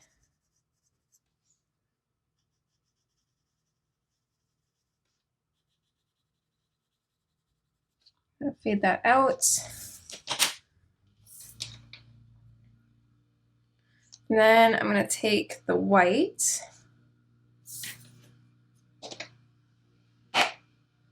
right here, make sure it's clean.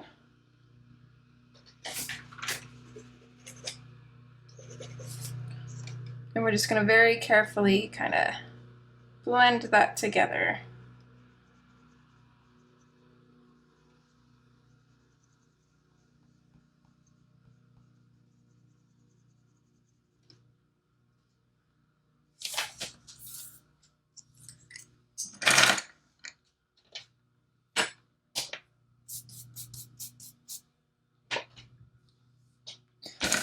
All right, so now we're going to move on to final touches. I'm going to zoom out a little bit for that. So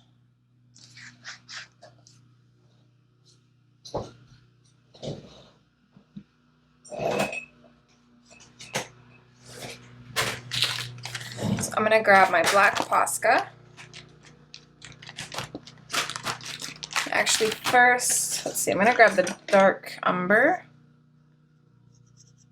And I'm just going to go over her eyebrows with this and kind of make those stand back out.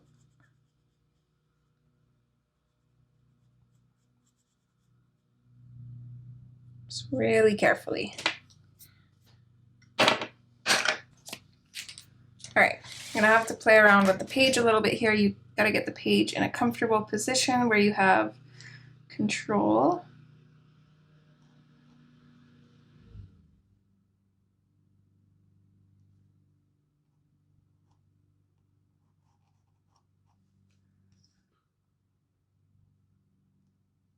So we're going to bring her eyelashes back out. Oh, I didn't realize her eyelash actually tucks in behind her hair. I'm going to have to scratch that off. Usually it doesn't. Usually Hannah has the eyelashes going over the hair. I like that she doesn't in this one.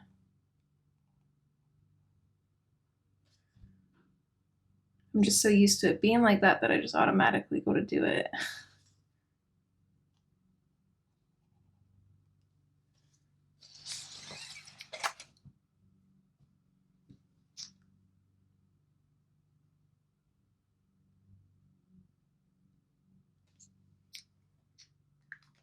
Okay, so once that dries, I can scratch that off.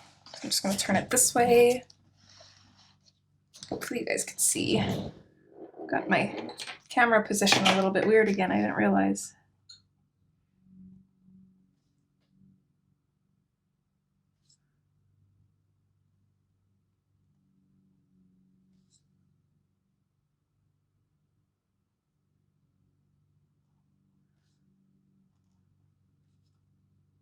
Yeah, see, this one goes over the hair.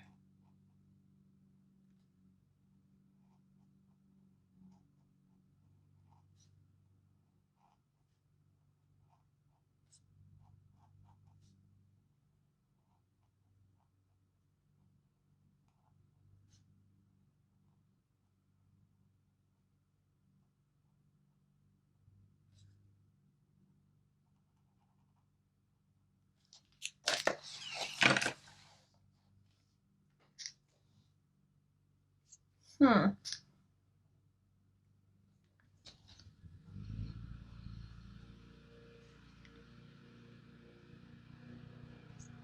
think I'm actually just gonna kind of go like that. I don't know, does that look weird to you guys? I kind of like it. I like that. It's probably not proper. Hannah has the right idea because technically this eyelash is in front of this hair, so that's why this one sticks out, whereas the hair goes over top of this eyelash, which is why she didn't have them sticking out. But I like that. I don't know, I just do. You guys can do that if you want. You definitely do not have to. Totally your call. So I forgot about her hair tie. I think I'm just gonna take the Crimson Lake. I'm just gonna color that in and put a little bit of sepia on either side. That's all I'm gonna do with that. Okay, what else?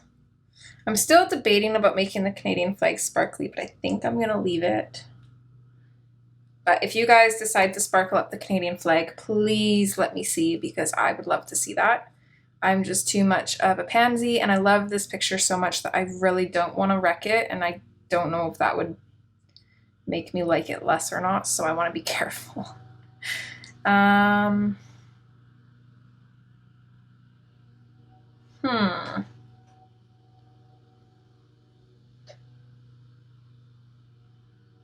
You could also sparkle up the snow on the mountain. I'm loving the like neutral look of this page, that I don't really want to add too much sparkle. We have like a very light shimmer on the lake. I don't even know if it's showing up. It's that subtle. I kind of want to keep this page minimalistic.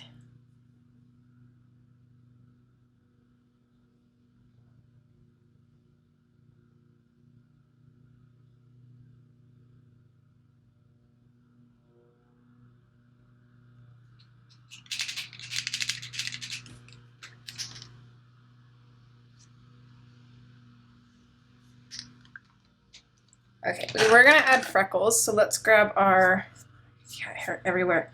We're gonna grab a brown fine liner. And we're just gonna add some little freckles in here. So when I add freckles, I like to do some bigger ones. So I'm just gonna randomly draw in some bigger ones. And I kind of like to have them coming across her cheek and then going up over the nose and then back down across the cheek. And I like to have the odd stray one here and there, just to kind of show that they're everywhere, and then it looks a little bit more natural. They're not just like all in a line or anything.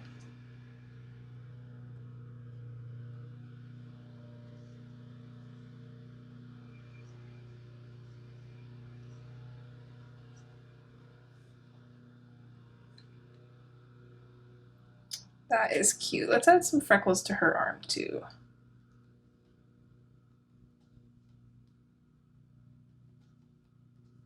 I mean, she is a redhead, so she could have freckles.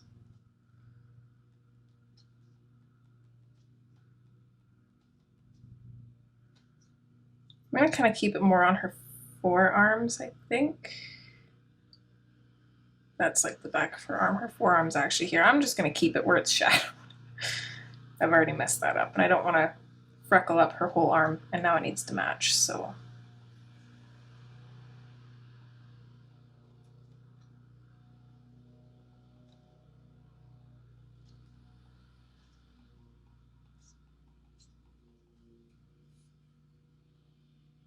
I love that.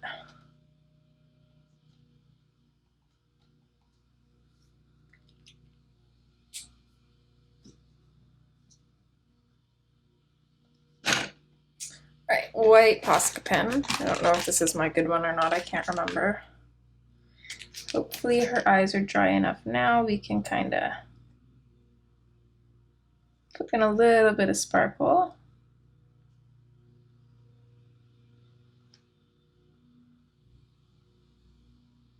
Just kind of dotting this in, because the fine liners that I used are water-based, so they will smear and kind of take up the color.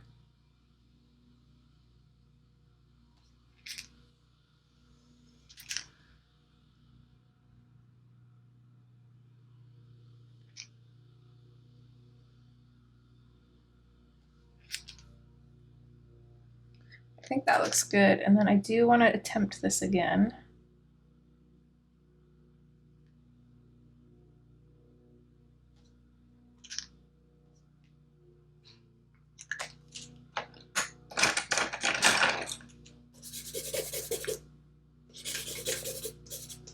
Blender pencil.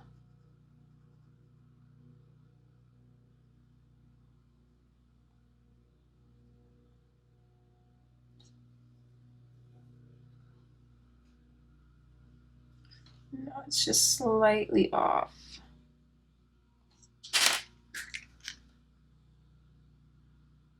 I'll make it kind of follow her lip. I think that's better. I'm okay with that. I'm also just gonna put a little bit of Posca up here, just because I went out of the lines a little bit. So I'm just gonna kind of outline these lines just so it all matches. So that's totally up to you. If you didn't go out of the lines, you don't have to worry about it.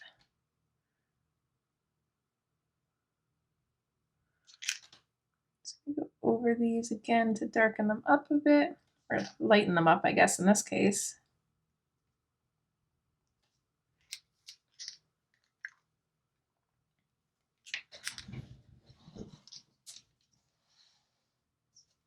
I think that's it for up here. And then these flowers, I actually don't really like them, so I'm going to go in and make them white.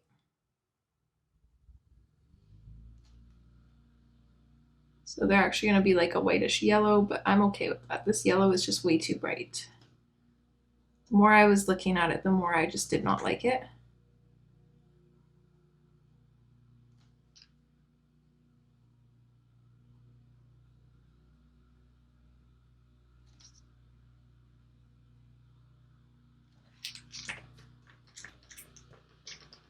This is when you can really tell that your Posca pen is garbage because it's very opaque, like translucent, not opaque. It's the opposite of opaque.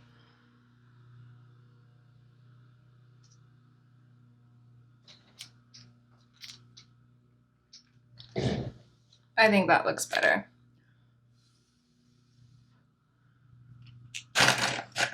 It's probably a bad idea because this is still wet, but I'm just going to come in and put just a couple little dots in the center of these.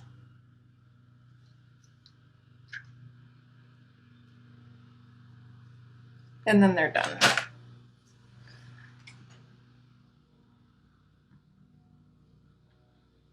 I think that's it. I don't think I really want to add anything else. It's just very neutral. I really like that. I think the most colorful thing was actually the water, so that ended up being a little bit more vibrant than I wanted, but I think it adds a little bit of whimsicalness to the page, which is not a bad thing. But I like that everything else is really neutral. It looks really good. All of the colors are kind of cohesive and play nice with each other, which is awesome. I love that we were able to do kind of more realistic, still whimsical style background with the mountains and the sky. That was super fun to do. A lot of work, but definitely worth it. I'm hoping that you guys learned something or found some new techniques and tricks to take away from this. I'm definitely glad that we decided to, well, I'm glad that I decided to go out of my comfort zone. As always, some of my best videos are for you guys because I like to dive on in and face my fears because I love for you guys to do the same. So you guys definitely help inspire me and get me out of my comfort zone as well. So thank you for that.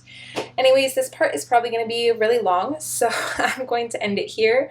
I hope you guys enjoyed. If you colored along, I would love to see your page. So if you could tag me in it on Instagram, send it to me on Facebook, you could even email it to me, just anywhere. Y'all know where I am. Everything should be in the description box. Hopefully I don't miss anything. I'll make sure, I'll check. I'll make a note. But yeah, would love to see those pages. And I think that's it. I will see you guys in one of my next videos. As always, take care and see you next time.